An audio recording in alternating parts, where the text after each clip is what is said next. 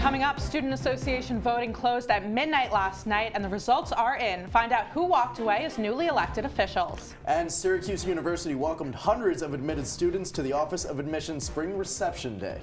And President Trump proposes a new plan for sanctuary cities down near the southern border. All that and more, Citrus TV News Live at 6 starts right now.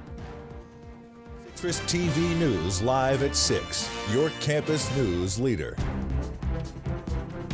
The Student Association election wrapped last night at midnight and the results are in. Good evening, I'm Shama. And I'm Gabrielle Caracciolo. Mackenzie Murtikas and Samaya Saeed beat out Jalen Nash and Raymond Perez by 21 votes to win president and vice president respectively. Stacey Amosa was also elected as the next comptroller. Amosa beat out opponent Eduardo Gomez by 99 votes. However, shortly after voting closed, the SA posted on its Facebook page that Gomez's campaign had been suspended. SA stated that an individual connected with the Gomez campaign slandered an opponent in order to gain an unfair advantage. Citrus TV attempted to reach out to the newly elected leaders, but all were unavailable for an interview.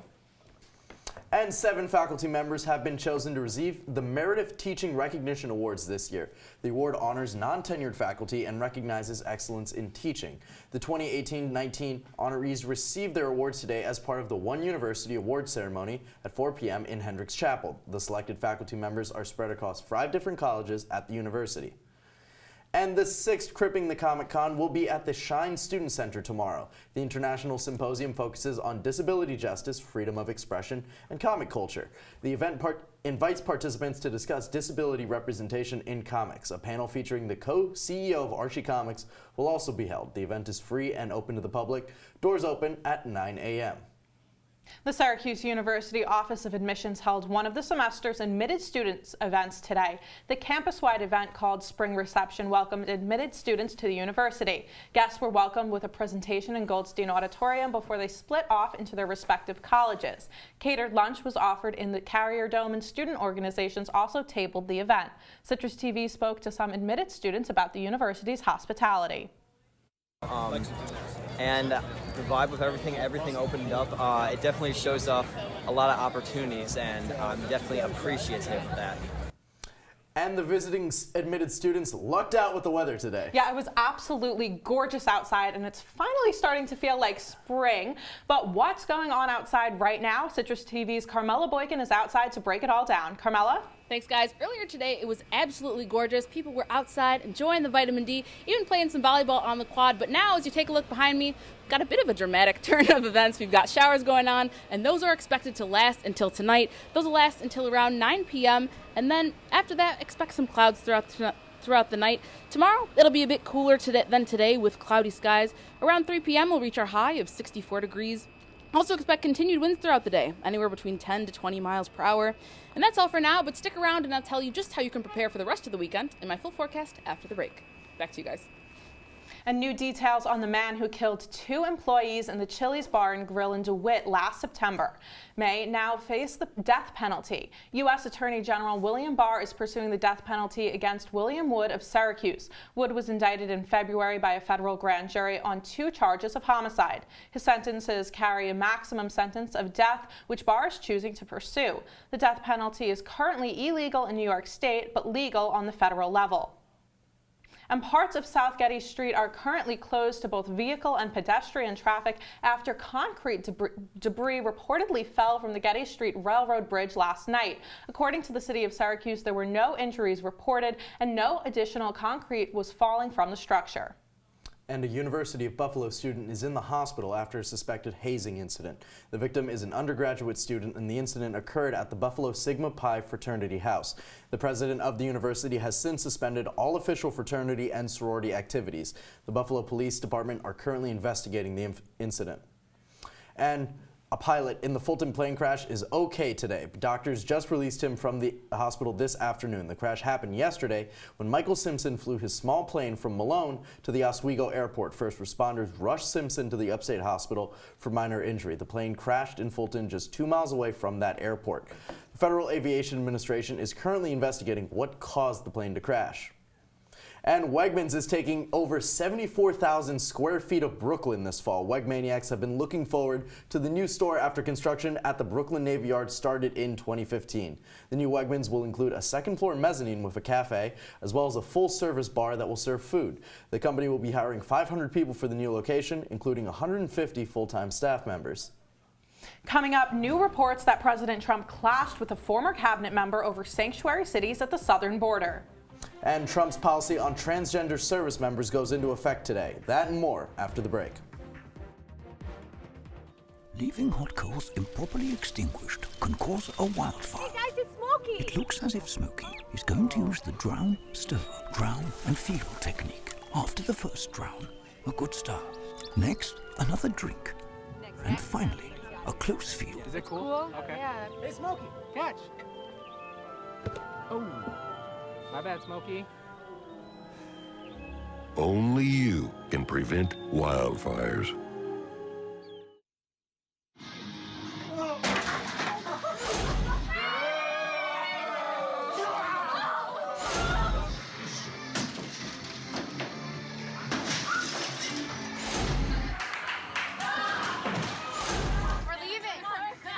Most party fouls are pretty dumb.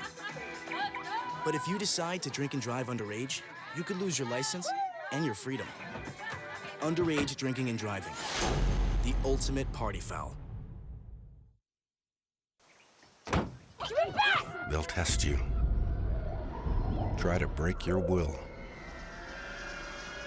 But however loud the loudness gets, however many cheese puffs may fly, you're the driver, the one in control. Stand firm. Just wait. And move only when you hear the click that says they're buckled in for the drive. Never give up till they buckle up.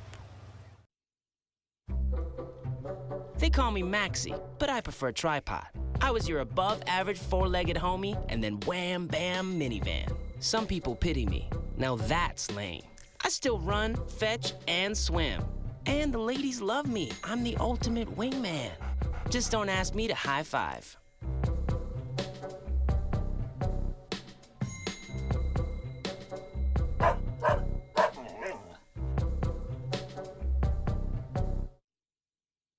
If you see news happening on campus, in Syracuse, or across the nation, call the Citrus TV Newsroom, 315-443-1177, or tweet at Citrus TV News, your campus news leader.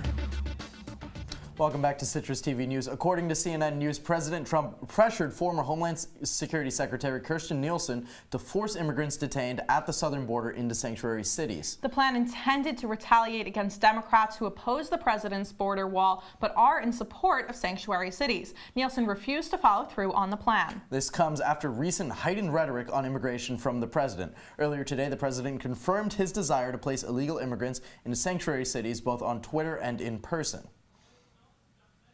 California certainly is always saying, oh, we want more people, and they want more people in their sanctuary cities. Well, we'll give them more people. We can give them a lot. We can give them an unlimited supply. And let's see if they're so happy. They say we have open arms. They're always saying they have open arms. Let's see if they have open arms. And President Trump's policy on transgender service members is effective as of today. Transgender troops cannot openly serve in the U.S. military forces. Anyone who is diagnosed with gender dysphoria and received treatment cannot join the military. Troops who remain their biological sex or have not received treatment for gender dysphoria can still serve. The Department of Defense estimates that about 15,000 troops could potentially be impacted. The following concerns with the Boeing 737 MAX jet. Southwest Airlines is retiring the plane from its schedule through early August. The plane's anti-stall software is implicated in a crash in Ethiopia that killed over 150 people. Boeing has slowed production of the jet while it works on a fix. It is currently unclear how many Southwest flights are affected by the grounding. American Airlines and United have also canceled thousands of flights throughout the year. And Washington political consultant W. Samuel Patton will serve probation following an investigation from the Mueller report. Patton pleaded guilty last year to steering foreign money to President Trump's inauguration. Inaugural committees are banned from accepting money from foreign nationals. CNN reported that prosecutors are still investigating the Trump inauguration finances. Patton's assistance with other criminal investigations contributed to his lighter sentence. And a Sudan military coup has ousted Sudan President Omar al-Bashir after 30 years in power. Citrus TV analyst Brandon Ross is in studio to tell us how this went down and what the next steps are. Well, Elijah, this all developed actually rather quickly and was done pretty much within the first 24 hours. However, the next steps aren't really as clear. It's 1989. Omar al-Bashir is not in charge of Sudan. Al-Bashir's arrest during the coup yesterday could start proceedings from the International Criminal Court. There is an active arrest warrant from the ICC against al-Bashir for war crimes and crimes against humanity he allegedly committed in Darfur. But with him out of the picture, the military is now in charge. And Lieutenant General Omar Zain al-Abidine, the head of the new political military committee, says the next goal is stability for the country. Rest assured that the military council's main mission is to preserve for Sudan the climate and the conditions for a civilized and peaceful dialogue so we can achieve the aspirations of the people. According to those generals, the army will oversee a 2-year transition period followed by elections. The country is also set to be in a state of emergency for the next 3 months, and the constitution is temporarily suspended in Sudan. And so that's what military leaders are doing right now, and they're saying, but as of right now, nothing's really been laid out in black and white as to what the next steps are and what the groundwork is. Okay, so Brandon, how are the people of Sudan reacting? They're not really reacting very positively to this. Obviously, a military coup is rather sudden and can kind of throw some people off, and the protesters are rather concerned that this could really turn into a military dictatorship rather than a future democracy, even though elections have been promised a couple years down the road. Now, Brandon, Sudan isn't the only country in North Africa where the people aren't exactly happy with their leaders right now. Can you shed a little light? Of course. In just a couple countries over in Algeria, there's actually a lot of controversy going on right there as well. Abdelaziz Bouteflika, the president, for a very long time was looking to seek a 5th term. He finally was forced to resign after mass protests because he was very aging, he was very sick, he'd been rarely seen in public for many, many years, and now there is a new president, but they're not so sure that elections are going to be on the way in there either. All right, Brandon Ross, thank you.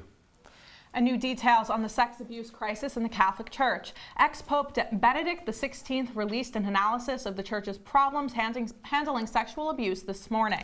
The report is 11 pages long and was published in a German magazine for priests. The 92-year-old Pope said that the Vatican and American bishops struggled to handle the crisis. However, his comments on links between homosexuality and pedophilia drew criticism from liberal Catholics. One Catholic professor called the letter embarrassing on Twitter. And scientists around the world are supporting young people who are striking for action against climate change. A letter published in the magazine Science was co-signed by thousands of scientists. The letter called current protections against climate change inadequate. Marchers in London are blocking traffic and calling for a British equivalent of Alexandria Ocasio-Cortez's Green New Deal. And New Zealand's new gun laws come into effect today. New Zealand's Prime Minister Jacinda Ardern passed the bill after 50 people were killed in a terrorist attack in Christchurch last month. The new law bans ownership of semi-automatic weapons, and a buyback system has been implemented so gun owners do not lose out financially. Gun owners have until September 30th to hand over any banned weapons to the police. And coming up, Citrus TV's Carmella Boykin will return with her full weather forecast and a look at the snowstorm currently slamming the Midwest. And one of the world's largest and most famous musical festivals kicked off earlier today. We'll have more on that after the break. Patriotism. It inspires passionate debate. It's worn like a badge of honor with good reason, because it means love and devotion for one's country. But what really makes up this country of ours? It's the people. To love America is to love all Americans. This year, patriotism shouldn't just be about pride of country. It should be about love. Love beyond age, sexuality, disability, race, religion, and other labels. Because love has no labels.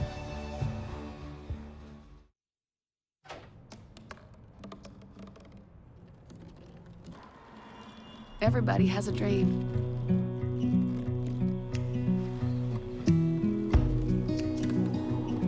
Mine was to see the ocean. And with a little help, I made it.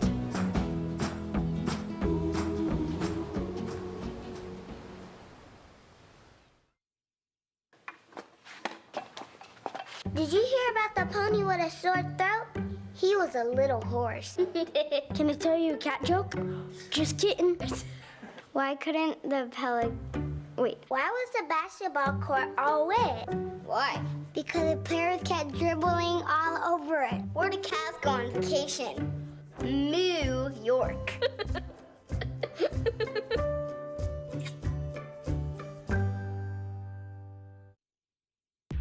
From the Citrus TV Weather Center, this is SU's most accurate weather forecast. Welcome back to Citrus TV News. Temps across the state are chilling in the 60s. Most common is 63 degrees. Here in Syracuse, we're actually at the warmest with 64 degrees, as well as in Rochester. And the coolest is down south in Binghamton, where they're at 62, and Cortland, where they're at 60 degrees. Checking our future radar, we've got a bit of rain moving through tonight. It'll dance around Syracuse, but then it'll end around 9 p.m. and it'll be mostly clear throughout the rest of tonight, but we will have overcast skies. Our low will hit tonight is 52 degrees. Like I mentioned, early rain, but that'll clear out nice and quick, so don't let it rain on your evening plans. But if you are going out, make sure you windproof your look because we're going to have winds anywhere between 15 to 25 miles per hour. Tomorrow we warm up a bit. We'll be at 67 degrees, just like today. It'll be a bit overcast in the morning, but clouds will clear throughout the day, and we'll also have winds continuing. Like I said, anywhere between 10 to 20 miles per hour. Checking our 5-day forecast, we've got classic April showers coming through. Sunday, bring your umbrella because it'll be rainy throughout the day, and it'll be 49 degrees, so a bit chillier. You may need a windbreaker. Monday, we're going to have some showers. That's intermittent rain throughout the day, so you could go into a building, come out, and it's downpouring. You just never know, so stay prepared. Tuesday, we've got some sun. That'll be nice. Again, 54 degrees. And Wednesday, it'll warm up a bit, but we'll have continued afternoon showers. And in the Midwest, the governor of Minnesota declared a state of emergency because of a massive snowstorm. This declaration allows the state's National Guard to help rescue any drivers that get stuck because of the quick accumulation. The storm is bringing in heavy snow and strong winds, which is causing dangerous whiteout conditions. The winter storm is expected to continue throughout the rest of the day. Thanks so much, Carmella. And while block party excitement is underway here on campus across the country, another musical festival kicked off today. The famous California Music Festival, Coachella, started today and lasts until next Sunday.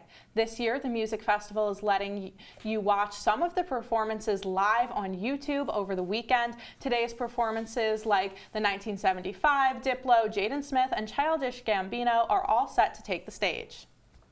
And the retail chain Charlotte Russe is bouncing back from bankruptcy. The company declared bankruptcy last month and planned to close down all their stores nationwide. Their online store had also started a going out of business sale. However, yesterday, Charlotte Russe revealed plans to reopen 100 stores around the country.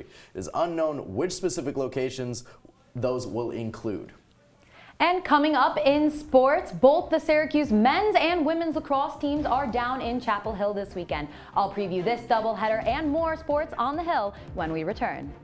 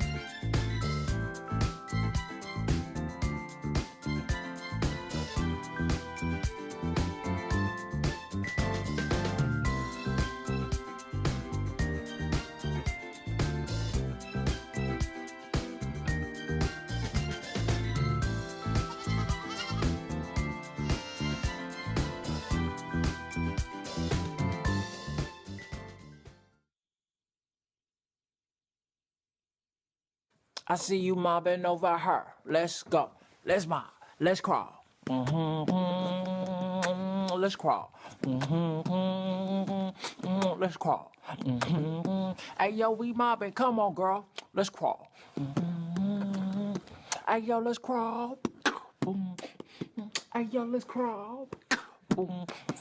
Hey, let's crawl. Hey, yo, let's crawl. Here we go. We're gonna go out there in the rain. You're gonna get wet. All right, here we go.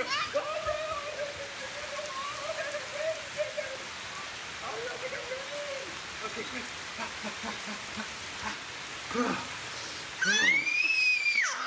Oh yeah, yes. So much fun. Mwah. Yeah, Dad. We're getting so wet. And now, your Citrus TV Sports Report. Welcome back to Citrus TV News. I'm Nicole Weaving with sports. Syracuse men's lacrosse has finished its home slate and will travel south for its last 2 games of the season. It starts on Tobacco Road tomorrow when SU faces North Carolina for its final conference contest. The Orange have won 5 of the last 6 matchups with the Tar Heels, including last year's 13-12 overtime thriller. Now, this season's showdown will be particularly special for attackman Nate Solomon. The senior will square off against his little brother, Nicky Solomon, a freshman for UNC. Solomon shared his excitement for this brotherly competition. And so that game will take place tomorrow at 3 p.m. But before Coach Desko's squad is there to take the field, the Gary Gates squad, the Syracuse women's lacrosse team, will take the field against in their own battle against North Carolina. The ACC foes face off in a highly anticipated top 5 showdown. The Orange are currently on an 8-game winning streak and looking for redemption over the Tar Heels from last season. UNC bested SU by 9 goals in both the regular season and the ACC tournament. This revenge match starts at high noon. And over on South Campus, Syracuse softball opened its 3-game series against Duke this afternoon. This is the first time these ACC foes have ever met at Syracuse Softball Stadium. And the Orange look to keep the good times rolling after winning 8 games of their last 10. Now, Syracuse shut down Duke 4-0 behind another commanding performance from pitcher Alexa Romero. She gave up just 1 hit with 11 strikeouts and 4 walks. Bryce Holmgren led the way offensively with 2 runs and 4 RBIs, and the Orange will play a doubleheader tomorrow with the first contest coming at 1 p.m. And softball is not the only sport taking on the Blue Devils today. Number 31 Syracuse is down in Durham taking on number 4 Duke right now. This is the Orange's penultimate regular season game before the ACC tournament starts on Wednesday. The doubles duo of Gabrielle Knutson and Miranda Ramirez, which recently bumped up to number 56 in the nation, is currently on the court, dueling it out in their first set. And finally, one of the more underrated sports on the Hill, rowing, is making headlines. 2 members of the SU women's rowing team will participate in the U.S. Under-23 selection camp this summer. Megan Varkrow has been invited to sweep camp, while Ariana Lee is headed to the sculling camp. Lee made the U23 national team last summer, representing SU on an international stage. And guys, between the teams playing today and both lacrosse teams playing tomorrow, everyone's taking on a North Carolina rival this weekend. That's so interesting. So how does men's lacrosse actually fare against UNC tomorrow? I think that they have a pretty good chance. This UNC team is pretty young, so the experience that Syracuse has with their veteran attack lineup should really help them out. It'll be those attackers that are new faces to the Syracuse defense. So hopefully, assuming they scouted well enough, they'll be able to take down UNC for a pretty crucial win. If they were to win, they will hopefully avoid the opening round game of the ACC tournament starting in 2 weekends. And Nicole, what about the women's game? How are they looking like they're going to fare? This is going to be quite the battle. UNC is led by Jamie Ortega right now. She's 3rd in the nation in goals, but Syracuse ranked higher than them, currently number 3 in the nation as a whole. And they have some really powerful talent as well with Emily Harris-Chuck and Nicole Levy. But I expect this one maybe to go to overtime. And coming off of that Virginia Tech game gave Syracuse fans a little bit of a scare there because they almost lost it in those final minutes. So they really need a good bounce back game. UNC could be a great proving point for that.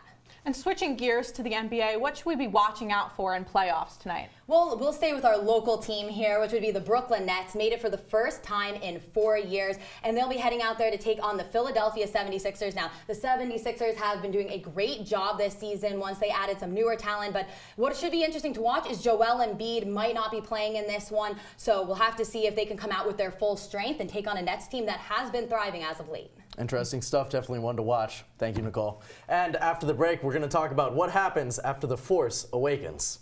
Stick with us. Well, Thomas, you've got pre-diabetes. But with more exercise and a change in diet, it can be reversed. I've tried exercising. It just makes me hungry for bacon. I love bacon, too. And who really likes to exercise? Not me. Me neither. Nobody. Yeah. So we're good? What? Oh, you still have prediabetes. Big time. Come on, it's not that hard. My big man fingers are having a problem with these little tiny buttons. Whoa, watch it there. Your blood pressure's gonna go through the roof. Tell me about it. I'm trying to learn how to get it down. Instead, it keeps going up. High blood pressure can increase the risk for heart attack or stroke. Learn how to keep yours at a healthy range. Ever hear a voice command? Just say text barbershop to 97779. That's not what I said. Just give me that. Now my blood pressure's up.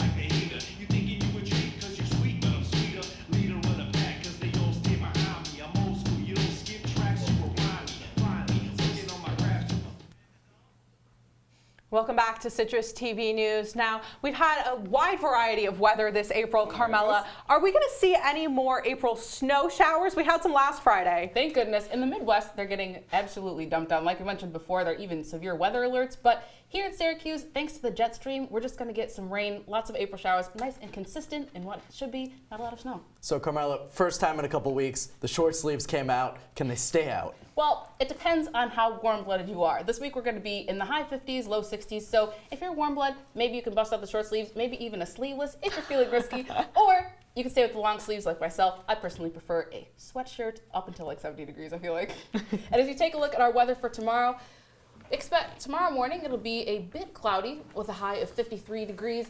And thankfully, the wind speeds aren't going to be too intense tomorrow, around 10 miles per hour. And then for the rest of the day, the wind is going to blow those clouds out. Saturday will have a high of 65 degrees. And then Sunday and Monday bring us some classic spring weather. Sunday, it's going to be raining throughout the day, a bit cooler, high of 49 degrees. So bundle up if you're cold, and then if you're warm, maybe you can wear short sleeves. But make sure you have your rain boots and your umbrella. Monday, showers throughout the day. Intermittent rain, high of 53 degrees. But throughout the week, we're going to have consistent winds, so make sure all your gear is windproof. Thanks, Carmella. And the force has awoken, and it's causing quite a bit of excitement. Earlier today, Lucasfilms released the first teaser trailer for Star Wars Episode 9, titled The Rise of Skywalker. This is the third and final installment of the new Star Wars saga, starring Daisy Ridley, John Boyega, and Adam Driver. The internet lit up with the news, capturing multiple worldwide trends on Twitter. The first two films in the saga have grossed over $3 billion, and this last film is already expected to be a box office hit as well. Star Wars The Rise of the Skywalker is scheduled for a December 20th release, and we're going to bring in resident Star Wars expert here at Citrus TV, Zach Lang. Zach, what are you looking for in this new movie? For me, the first biggest takeaway, you hit on it, is the title. It's called The Rise of Skywalker. Now, for those who saw The Last Jedi, Episode 8, you will know that it was hinted that Rey's parentage is absolutely nothing, that her parents were nobodies. Now, when they teased The Rise of Skywalker, they now seem to be implying that they're going back, erasing that parentage, and they're basically going to be pushing Rey up as now along that lineage in the Skywalker family, perhaps a daughter of Luke, if possible. Now, another thing that really caught my eye was the very last scene of the trailer. Now, it looked like the main characters were standing on a cliff, looking out on the ocean, and way in the back there seems to be the wreckage of the second Death Star. Now, that means they would probably be standing on the moon of Endor. For those of you who have seen Star Wars, you know that. We're going to have to leave it there. Zach, I know you're passionate about this. Thank you. Thanks. And that's all the time we have for you tonight. Be sure to follow us on Twitter and Facebook at Citrus TV News. I'm Gabrielle Caracciolo. And I'm Elijah Shama. Have a great evening, Syracuse.